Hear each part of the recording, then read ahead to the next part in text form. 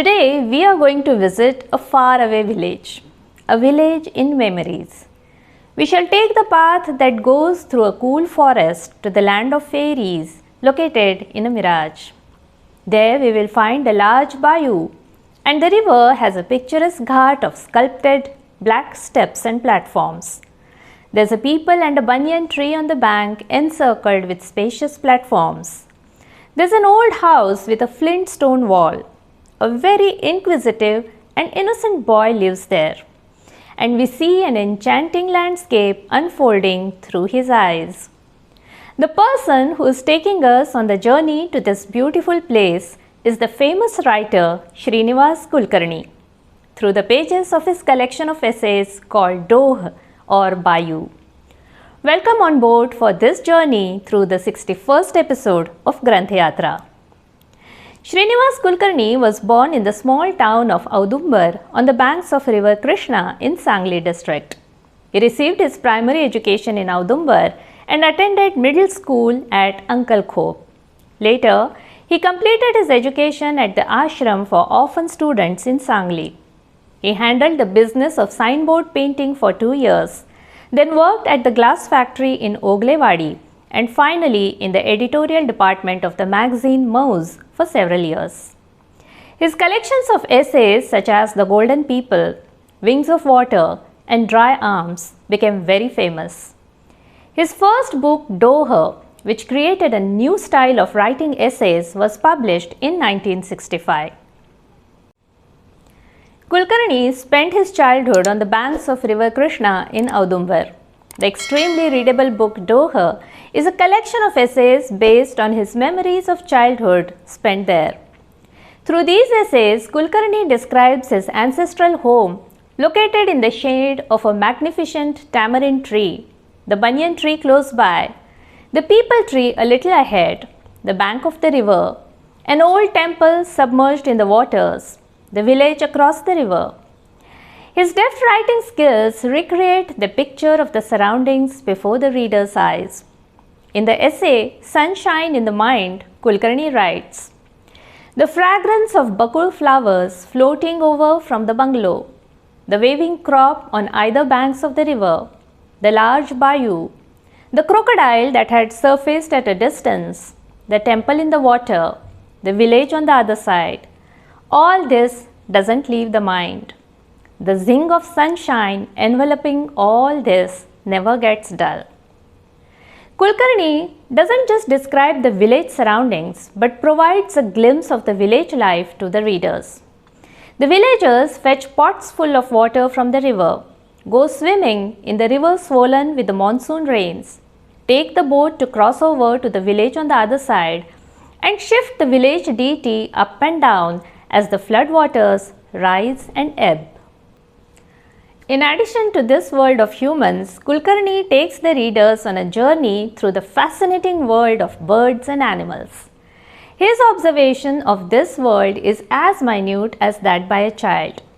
This world comprises the tough, leaf-eating monkeys, the screeching bats who hang upside down on the banyan tree, the owl that hums on the kanjal tree and shuts down in the darkness, and the crocodile that carries a stately charm despite its terrifying appearance. In the essay Days of the Crocodile, Kulkarni writes, "Dad had asked me to look at a place a little ahead of the temple. There, I could hear a surging vibration as if coming from the deep waters. Long ago, someone had identified it as a sign of the crocodile's presence at the bottom of the water. After a while, it stopped and a minute grey piece emerged from the water. That was the crocodile's nose. It was emerging cautiously as if pausing before a plunge. Nose, forehead, the slit of the jaw, the hump on the head. Its appearance was alarming. It was the first real crocodile I had seen. Dad, who had always said that there were no crocodiles in our river, had shown me a real one." Kulkarni's father is a powerful character in this book. He is an expert swimmer, a skilled artist, a bold person who is never afraid of the dark. With his jovial personality, he fills the home with a warm energy. He deliberately confuses his little son by playing with the words. Kulkarni writes, "Dad was always like that. The meanings of his words would expand. When talking to him, one lost the way as if walking on a street that suddenly split into 2 or 3 branches." Making a pun on the word karanja, a delicacy prepared on the festival of Diwali, he would point towards a tree also called karanja and tell his son that the delicacies sprouted on those trees and they plucked them and brought them home on Diwali. Once, when there was a talk of adding pusti or reinforcement to the wall of their home, he again made a pun on the word pusti, which also meant a child's notebook, and suggested that little Shrinivas gift his notebook to the wall. To make his son lose the fear of water, his father had once thrown him into the river from the parapets of the river ghat and had then dived in to bring his son safely to the shore. He had then systematically given his son swimming lessons by tying a hollow pumpkin to his back. He had also taught his son the technique to taste the thrill of swimming in the flooded waters of the river. His father would never wait for the boat to return from the opposite shore. Instead, he would plunge into the crocodile-infested river even in the dark of the night and would swim to the opposite shore to fetch the boat for others. He would make toy spinning wheels for his children from the remains of the crop standing in the field and catch the flying seeds of cotton wool for them. Through his own actions, he taught his children the philosophy of enjoying the small pleasures of life. The descriptions of nature, animals, and childhood memories in this book is no doubt extremely readable. But this book takes us even beyond that. Kulkarni is a very perceptive writer.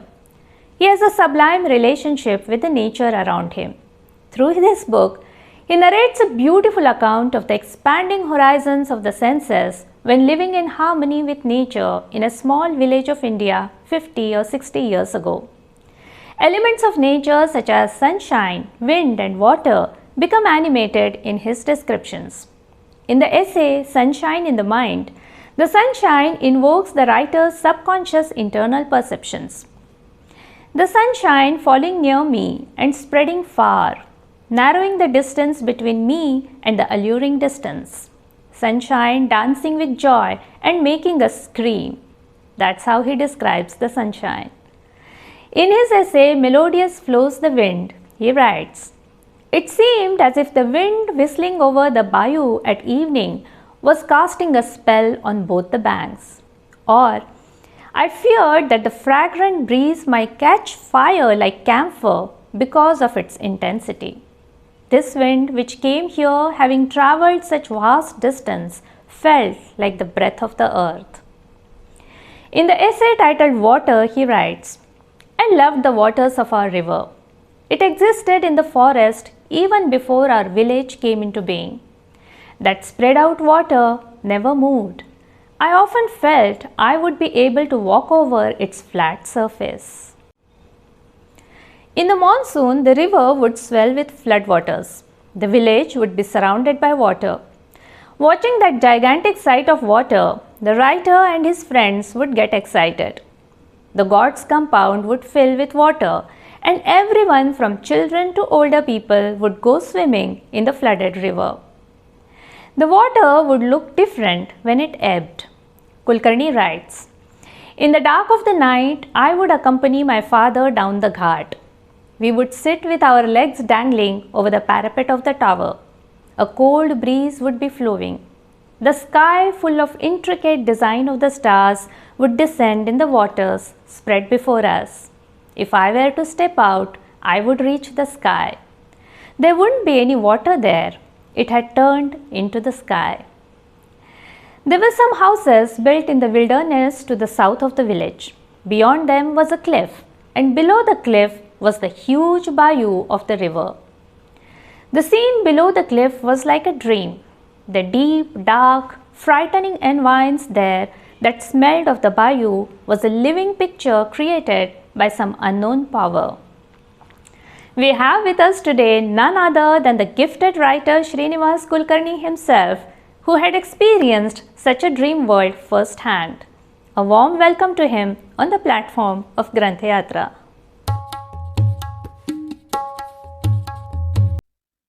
मी औदुंबर या सांगली जिल्ह्यातल्या खेड्यातला नदीकाठचा लेखक.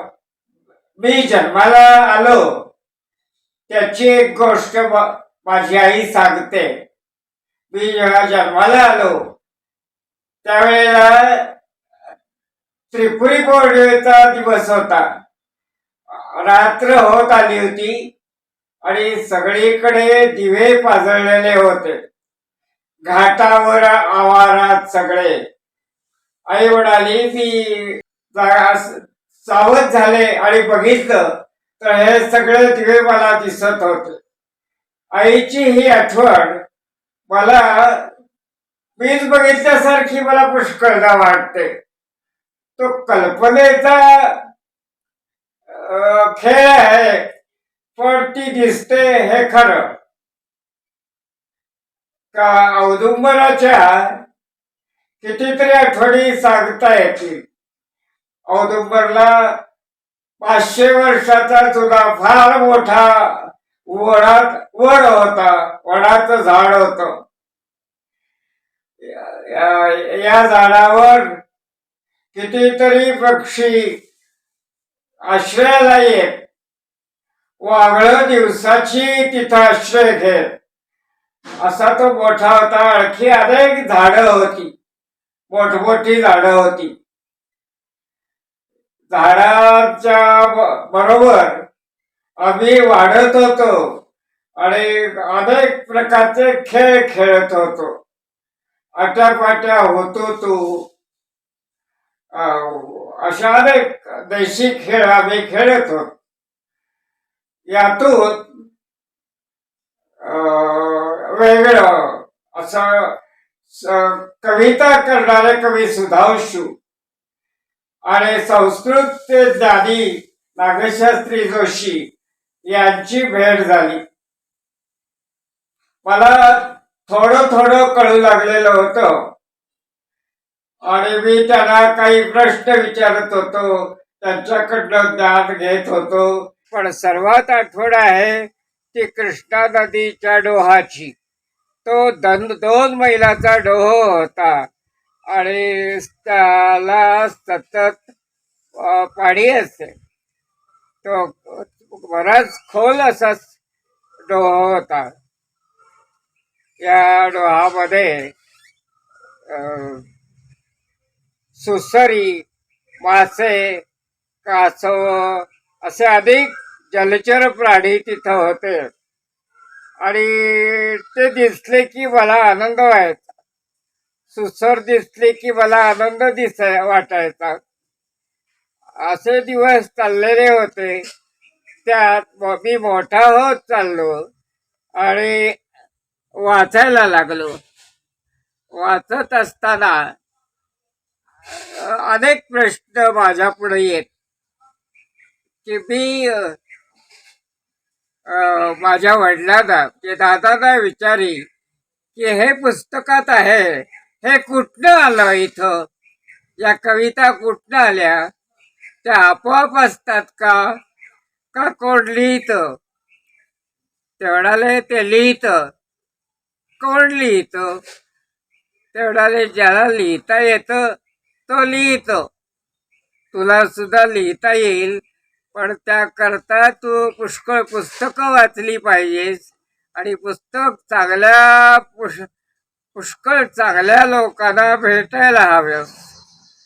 असं करत मी पुस्तकं वाचत चाललो. त्यातून माझा मराठी 5वीला असताना सोबती नावाचा सचित्र लेख प्रसिद्ध झाला. मराठी 5वीत असताना. आणि त्याचा मला फार आनंद झाला. त्यानंतर मी हळूहळू लिहू बघू लागलो. त्यातल्या काही कविता लिहू लागलो. माझे वडील ते सतत काहीतरी कविता म्हणत असत. उदाहरणार्थ, ऐल तटावर पैल तटावर हिरवाळी घेऊन ही कविता ते नेहमी म्हणत. त्याचा शेवट आहे, पाय टाकुनी जळात बसला असला औदुंबर. आमच्या नदीच्या तळालाही काठाला पुष्कळ औदुंबराची झाडं होती आणि त्यातलाच एक औदुंबर हा पाय टाकून बसलाय की काय असं मला वाटायचं, पण ते खरं नव्हतं. असं करत मी हा निसर्ग बघत, ते औदुंबरचा निसर्ग हा अनुपम होता. या झाडावर अनेक तऱ्हेचे पक्षी असत, नंतर खाली अनेक झाडं असत, नदी असे, असं सगळं यानं फार रम्य आणि आनंदाचं वाटे. असे ते औदुंबरचे दिवस होते. दोह हे पुस्तक लिहिण्यामागलं जे काही प्रेरणास्थान आहे ते मला विचारलं. त्याला अनेक प्रेरणा आहेत. एक तर माझ्या गावचा निसर्ग ही मला ती प्रेरणाच वाटते. त्या निसर्गातली नदी, झाडं ही, आणि शेजारी असलेले कवी सुधांशू ते कविता लिहित असत सतत. नंतर माझ्या घरात सतत संस्कृतचा, इंग्रजीचा, मराठीचा असा सतत विचार आणि बोललं जाईल. मला हे सगळं यातूनच मी लिहायच्या वाटेला लागलो. मला असं विचारलं गेलंय की डोहमध्ये जी जीवनशैली आहे तिच्यापासून आज खेडी सुद्धा त्या जीवनशैलीपासून दुरावत चाललेली आहे. याबद्दल मला काय वाटतं, खरं म्हणजे काळाबरोबर बदल हे घडणारच आणि त्याबद्दल कसलाही विषाद न मानता ते स्वीकारणं हेच योग्य.